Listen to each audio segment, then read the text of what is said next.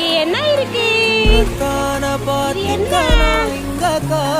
தொட்டியில இருந்து தண்ணி வருது. இது என்ன நீர்வீழ்ச்சி? தொட்டியில இருந்து தண்ணி வருது.